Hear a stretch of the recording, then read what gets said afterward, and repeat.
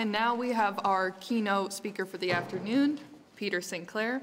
He's a videographer who specializes in climate and energy issues. He has traveled all around the world talking with scientists about our ever-changing climate and what that means for our future, and sharing that knowledge to the public. He will now be sharing with you all the importance of movement towards clean energy and how farmers could be at the forefront of that movement. Please welcome Peter Sinclair.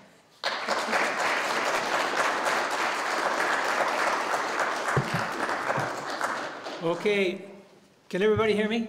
Great, okay. So I hope you'll check out my blog. This is not cool, THINC.blog, where a lot of this material, as I develop it, shows up first. About a year ago, this is the webcam at the base of the Mackinac Bridge on June 27th of last year, and that is not fog. If you remember, we were all kind of choking on the air from Canada. It's a reminder, and I think underlines one of the themes I have. If there was a rumor going around there for a while there that Michigan might be some kind of a haven where climate change wouldn't hit us, we wouldn't notice it. That is not the case, and I'll give you just a few examples. The daily wildfire carbon emissions from Canada are on this graph, and if you look along the bottom there, this is the last 20 years, so that black line is the average. The gray lines, each one is a different year, from 2003 to 2022, okay? And this is 2023. Okay, so this is what scientists have been noticing is while their projections of the average global temperature rise have been pretty much spot on, what's kind of surprising us is the intensity of the extreme events that are resulting from this slow, gradual change. Give you some more examples here. This is a Detroit Free Press report on consumers' energies. Third quarter call for shareholders. And Garrick Rothschild said over the last 20 years, we've seen an increase in both the frequency of storms and higher wind speeds, some of the most extreme winds within the last 4 years. We're clearly seeing the effects of climate change. And what that means is on their system, formerly designed to withstand 40-mile-an-hour winds, now it has to be upgraded to withstand 80-mile-an-hour winds. Guess who's going to be paying for that? So again, if you thought impacts of climate change were off in the far distant future or some far off place, I have some bad news for you. And maybe if you've been paying attention to the news, you may have heard that in places like Florida and California and Texas, home insurance is skyrocketing out of control. If you can get it, insurers like State Farm are fleeing some of these states. But Michigan is not immune to this. In fact, projection for the coming year is that home insurance costs in Michigan will increase by 14%. So extend that out about 10 years and do the math. This is unsustainable change, and it's happening now. And the researchers who looked at this are largely saying the increase is due to natural catastrophes. You may have noticed the last 2 winters we haven't had much snow. This winter, after 2 basically snowless months, I went out for my usual walk in a place not far from my house. We had about 3 inches of snow that morning. And I took this picture. It's a reminder that this is what we're losing, folks. In fact, not just losing, lost. The winters that I see a lot of gray hair in here, the winters that you grew up with are not just fading, they're gone.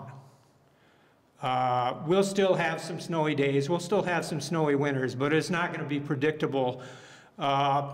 Just as an example, I'll give you, Yamaha has discontinued their production of snowmobiles because they have looked into the future and said it will not be sustainable and it's not a business they want to be in.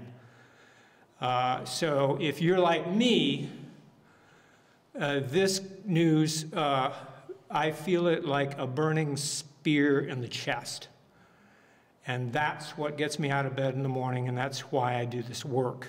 And that's why I have a sense of urgency about the energy transition that we have to accomplish, not just around the world, but here in Michigan.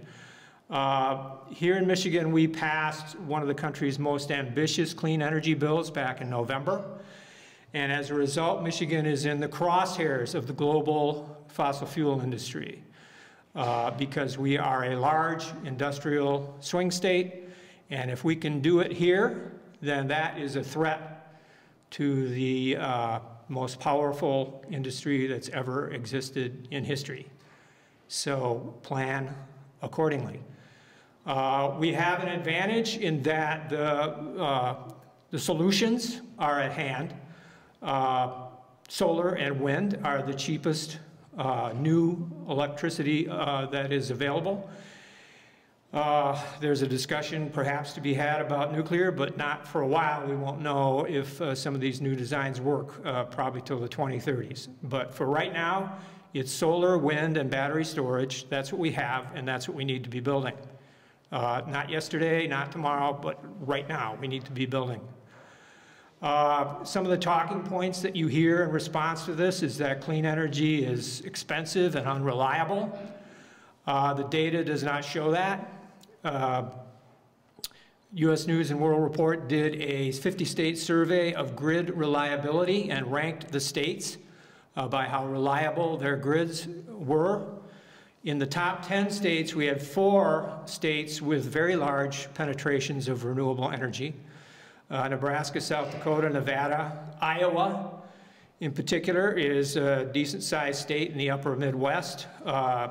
66% renewable. Actually, I think by the end of this past year, it was higher, more like 70%. Mostly wind, but increasingly solar. And I've traveled out to Iowa, so I've had a pretty good look at it out there. So Michigan has 85% coal, gas, and nuclear. So by this narrative, Michigan should have one of the most reliable grids anywhere, because we're told that things like coal, gas, and nuclear are baseload power that's always on and is never off, and that's the reliable power. So how does Michigan rank? In fact, a sad 43rd.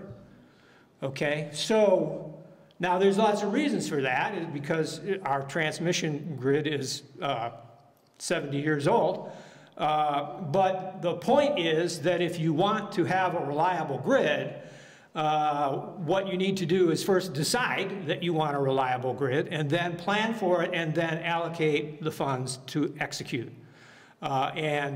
States like Iowa have done that, and so they're in the top 10 most reliable. Countries like Germany and Denmark and Scotland have done that. Germany's grid at 50% renewable is 5 times as reliable as the United States on average. As far as cost, if we are to believe the talking point, Iowa should be paying a whole lot of money for that electricity. They should have very expensive electricity if we believe the fossil fuel talking point. In fact, and I just checked this 2 weeks ago with the Energy Information Agency, Iowa is paying 11.88 cents per kilowatt hour for residential electricity. In Michigan, we're paying almost 19. Okay, so we're paying 35% more for electricity that is much dirtier and much less reliable. What's wrong with this picture? We should be asking that. So I have been working with a lot of the folks who are on the front lines of this deployment, and many of them are farmers, because solar and wind are being deployed in rural areas around the Midwest. We are, in fact, at the very tip of the spear in terms of developing a response to climate change. It has to happen, in the American Midwest. If it doesn't happen here, it ain't going to happen. And so I talked to Mike Cockrell, who's a farmer down the road here in White Lake, Michigan, and asked him, what are the advantages of solar for a farmer? What's the advantage for a farmer to have solar on his land? Well, for me, it's really a no-brainer. Like I said, I'm fourth generation, and you know, my great-grandparents, my grandparents, my parents, and my wife and I worked pretty hard for this land. I don't want to sell it. And this was a way for me to keep part of the farm and farming and get a better income and a steady income, you know, that would not be related to the weather or to politics or anything else, or markets, or what happens in the other side of the world would not affect me on this portion of the farm with solar. So it was a really good thing for us. For the most part, it was really not a better deal than a good year on the farm. But the problem is with farming, it's not every year is a good year. And some years you borrow money to stay in business, or you rob Peter to pay Paul to get to the next season, or the next crop, or the next sale, or the market up or down. You know, it's really something that works out pretty well for a farm. Yeah, so some more farmers. You're going to meet John Tuckerman down in Lenawee County, way down on the Ohio border, and you'll also meet here Deb Comstock, who's a bit of a Renaissance person, born on a farm down there where she still lives, and she is the editor and publisher of the Lenawee Voice, a badly needed newspaper in a news desert down there. And here's what they had to say. But as far as the wind energy, we've kind of seen what's happened to that for our area. When all the townships made exclusive zoning to, I might add, a state-accepted land use, which was illegal. The wind people moved up to Gratiot County and were welcomed with open arms. And the funny thing is, you see the windmills expanding now. So what happened with wind here when it was denied, basically? It went up to Gratiot County. And in Gratiot County, they put up the first wind turbine, put in a second, put in a third, put in a fourth, and a fifth. Now, if it was such a terrible thing and nobody could stand it, there'd be that first original area and nothing else. And now, every time I go up north, the wind farms have gotten bigger. I like them myself. And anytime you can get free energy and not pollute the earth, I think that's something we ought to consider seriously. So you heard John say that some of these ordinances that are being passed in some of these local townships to zone out wind and solar are illegal. And in fact, he's correct. The Michigan Zoning and Enabling Act is pretty clear. Zoning ordinance shall not have the effect of totally prohibiting the establishment of a land use within a local unit of government in the presence of a demonstrated need for that land use within either that local unit of government or the surrounding area within the state. What's happening is that local zoning process is being taken over by a process that looks a lot like, maybe you've seen those YouTubes of people screaming at school boards and librarians and public health officials and embroiled in conspiracy theories of QAnon and all this kind of stuff. That's happening at the township level around the state and around the Midwest. And a lot of townships are being threatened and bullied into passing ordinances that screen out clean energy. Here's some more farmers describing that process and what it looks like on the ground. There are these organizers that come in that are totally invested in the destruction of wind and solar and the destruction of local communities that might support it. Those people don't have good intentions, and those people have a certain agenda. Those people come into these rural communities and tear them apart and leave. That's real. These either national groups or state level groups that come in and help these advocates organize, and they have a template. All the signs that they put up on the roadside and all the websites look the same, and they're the same stock photos of a wind turbine on fire that have been used hundreds and hundreds of times over. If you look at the things that are being presented on our community, you'll see those same exact tactics, whether it's in Ohio or Indiana or wherever you're talking about. Same exact information being shared Facebook to Facebook, same stuff being shared at township meetings. That's the scary part. I honestly don't think that the neighborhood people thought this up by themselves. I said right from the start that you guys are being coached. A lot of the stuff that they ask you where'd you hear that from, or how do you know that, or no, they're being coached. I've been on that House Planning Commission for the 20 years or whatever. We've never had an issue such as this come to be, and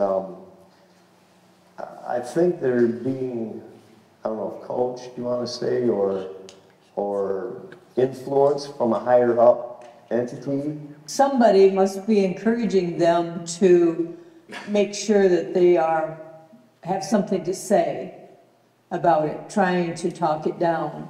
And they have this set piece where they come in and they tell these groups that they have to overwhelm the townships with emotion and flash mobs and near riots and yelling and screaming and intimidating local elected officials, intimidating farmers, intimidating anyone who stands up for property rights and stands up for what we believe might be the future.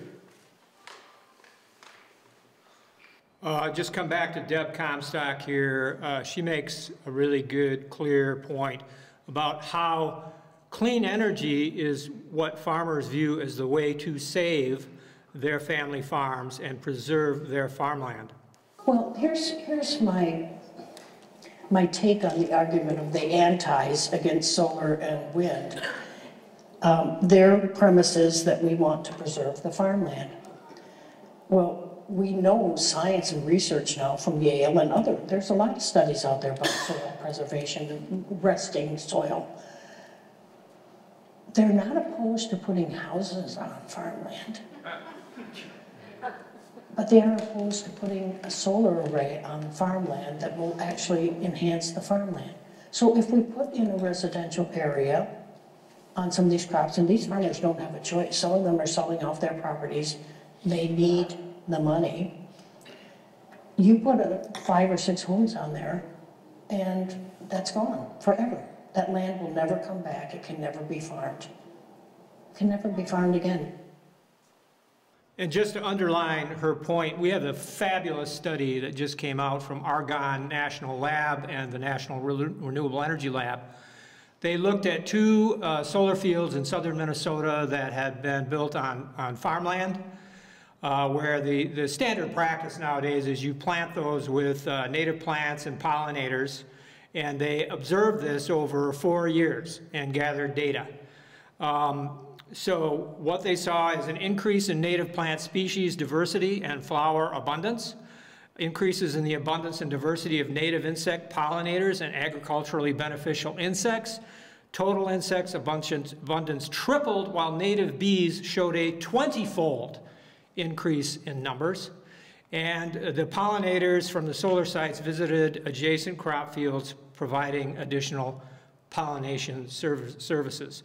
And we have an increasing multitude of studies like this as we have more solar being built out, and wind. So the fossil fuel industry is working to kill Michigan's clean energy laws. And their point man is a guy named Kevin Martis, who is a self-described senior fellow of E&E Legal, which is a Washington, D.C. lobbying firm funded by the fossil fuel industry. He went to a training there a dozen years ago and learned a whole bunch of tactics that are exactly what we see now being rolled out against farmers. Fascinating. And just to give you a quick thumbnail of who he is and who he's embedded with, my mom and dad used to tell me, you can tell a lot about a person by the people that they hang out with. And a guy that Mr. Martis has hung out with for, I don't know, more than a decade is somebody named Sam Randazzo. This is a little scrap of video here that you're going to see Mr. Randazzo introduce Mr. Martis, talk about what a great guy he is, and then we'll see a little bit more about who Sam Randazzo is.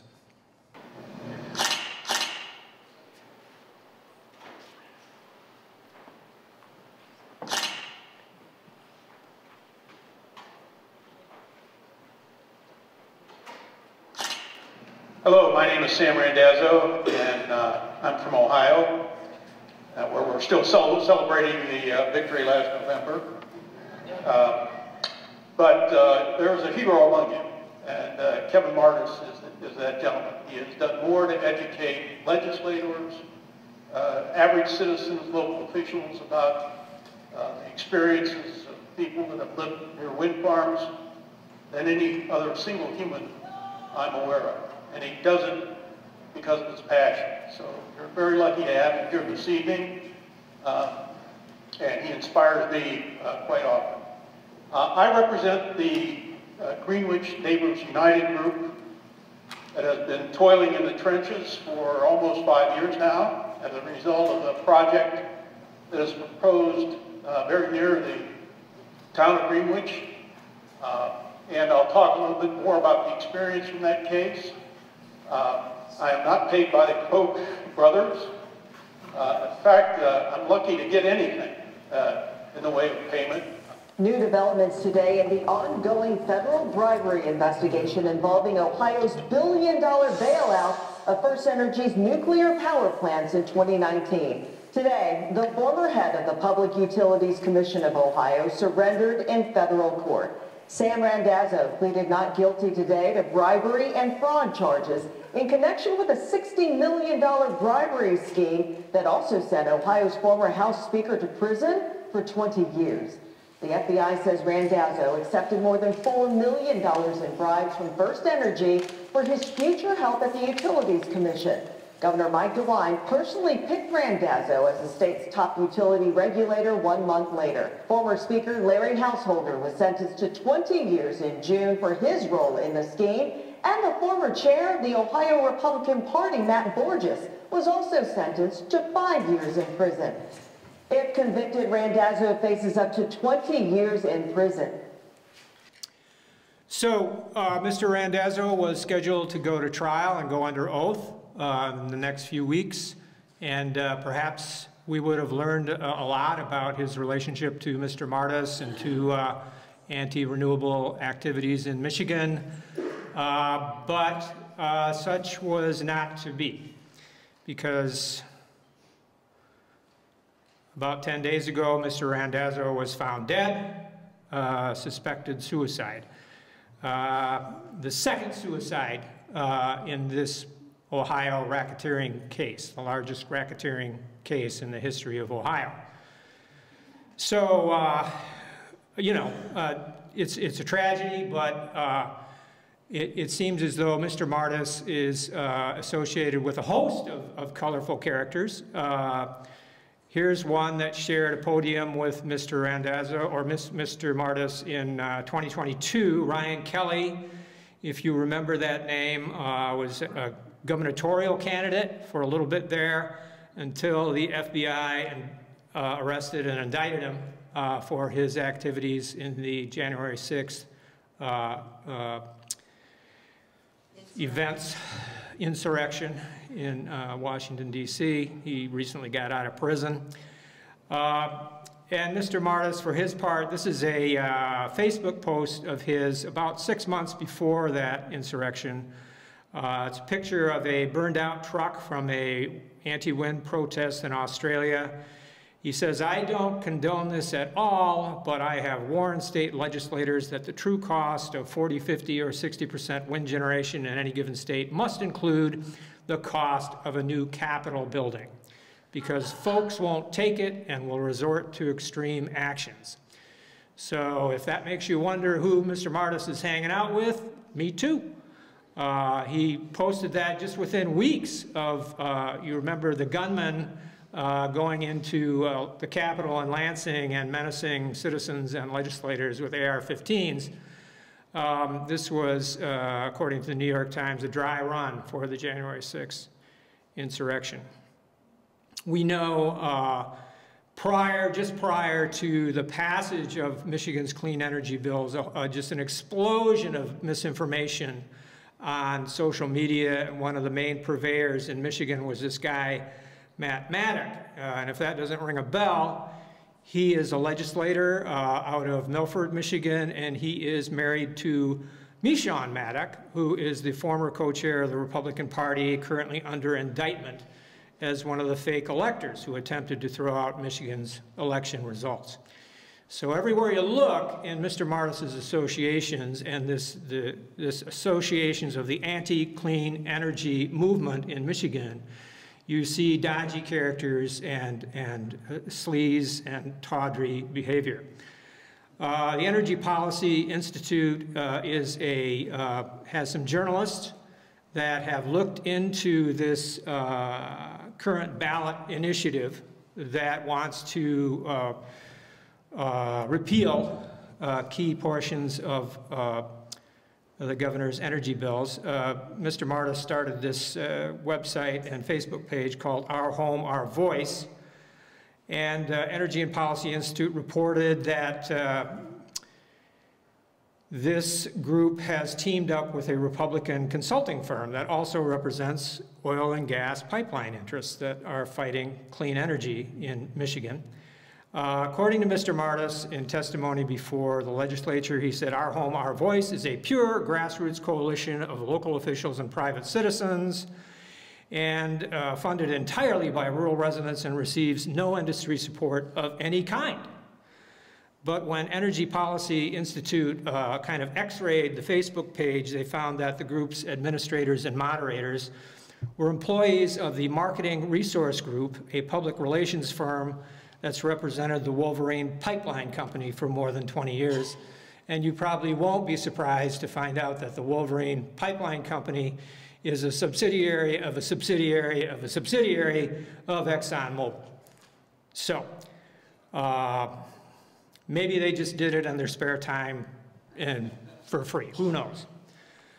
But pipelines are an interesting case because the disinformation that has being spread by Mr. Martis's followers is that the governor is now making use of something called eminent domain and seizing rural land for clean energy. Nothing could be further from the truth. In fact, the new laws specifically rule out the use of eminent domain, and no farmer will ever have a wind turbine or a solar panel on his land that he hasn't contracted for and signed up to get well reimbursed over the next several decades for that. However, one thing that does use eminent domain and really does take away local control and has for decades is gas pipelines and fracking wells and oil wells, by the way, all of which Mr. Martis and the so-called local control zealots have nothing to say about, curiously. Lastly, I'll give you a little look at what is going on out there in the signature gathering space. A friend of mine caught up with some of Mr. Martis's signature gatherers at an event in Lansing or Ann Arbor a couple weeks ago and engaged them in a conversation. And the ideation and the conspiracy theories kind of spun out of control. So like right now, if you have property, and all of a sudden you say, hey, we want to build a solar farm at your house. Guess what? You're moving, we're building a solar farm, eminent domain. It's about eminent domain. They will take their, once you took away the local municipalities' authority to oversee wind and solar and nuclear. Like your zoning, she took over zoning. That's crazy.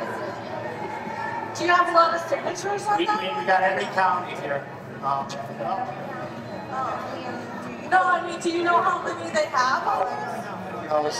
We're because we're working on it, trying to make it happen. All right. What county are you in? Tier 1, yeah, restores local zoning back to us. Yeah, and the other one eliminates all you want on your land, or you still have to get permission? Well, you still gotta get It's permission. whatever your zoning rights at home, their bylaws, get active locally. Yeah. Lansing can't control everything, and this they shouldn't be controlling at all. Yeah. It's a, you know when someone come in and tell you get off your land, do you? No, I don't. I'm not aware of that happening. Is that happening? Really? Well, have you ever heard of the thing called civil asset forfeitures? If you haven't, look it up, because they can legally steal from you anything they want without ever charging you with a crime. That's a violation of due process that we're entitled to. Well, we have a constitution. That's what's going on here. The constitution, they want it to go bye-bye and bring in one world government. There's a lot of that going on, too. What? One world government. Turned to 2030. Have you never heard of that? It turned to 2030. Agenda 21, Agenda 2050, they have different plans for us. And they basically want to take all our rights away. They basically want nobody to own a house or own anything, even cars. All right, we're trying to eliminate problems. So, we all know, if we spend any time on the internet at all, that there's a population of people out there that live in an alternative universe. And the fossil fuel industry is weaponizing these people and directing them at local officials, at farmers, and at anybody who feels like a clean energy transition is an important thing for our children. Everyone that I know in this space that has stood up on behalf of clean energy has been threatened. It's just a fact of life out there. And it is a tremendous credit to these farmers that they have been standing up and banding together and working to turn this around. And so it is a genuine movement of people on the left, people on the right, people of goodwill who believe in democracy are trying to turn this around. So I have some resources for you, win101.info, sun101.org. A lot of videos at both those places. I urge you, please share them on social media. Again, my blog is think.blog. You can follow me at Peter W. Sinclair on Twitter or X or whatever you call it these days. And for your climate questions, climate.nasa.gov, good place to start. I think we're just about out of time. Thank you so much. Yeah, and so thank you all for showing up. I really appreciate you.